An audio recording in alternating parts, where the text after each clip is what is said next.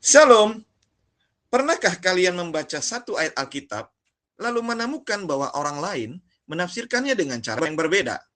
Bahkan, terkadang perbedaan itu menghasilkan pemahaman yang sangat bertolak belakang. Pertanyaannya, bagaimana sih kita mengetahui makna yang benar dari suatu teks Alkitab? Mari kita cari tahu jawabannya.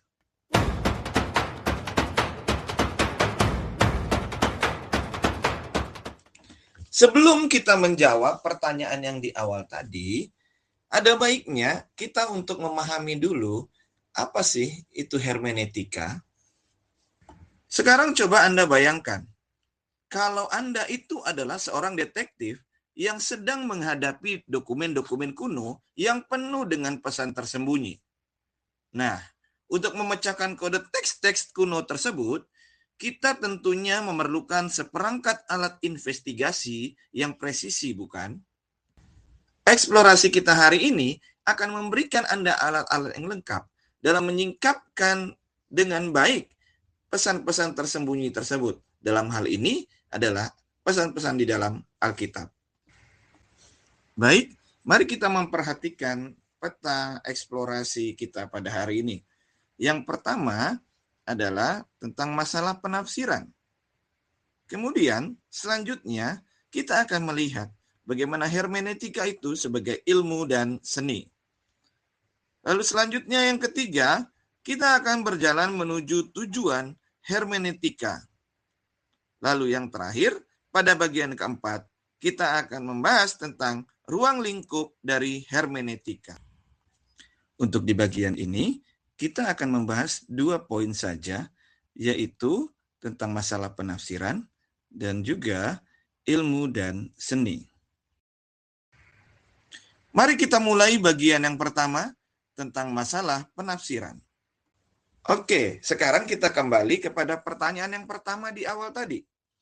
Kenapa bisa ada 2 orang ketika membaca ayat Alkitab yang sama persis, tetapi ketika selesai baca, pemahaman mereka bisa beda jauh, ibarat bunyi dengan langit. Nah, ini bukan hanya cuma teori saja. Ini merupakan masalah nyata sehari-hari yang menunjukkan ke kita kalau sebuah teks itu rentan sekali dengan asumsi pribadi pembacanya.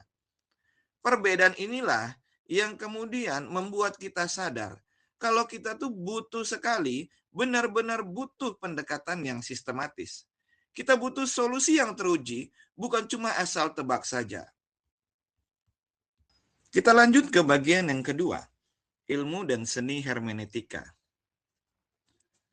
Jadi, alat investigasi utama kita ini punya akar bahasa yang sangat kuat. Kata hermeneutika sendiri itu dari bahasa asli Yunani, yaitu hermeneuin, yang simpelnya berarti menafsirkan atau menjelaskan.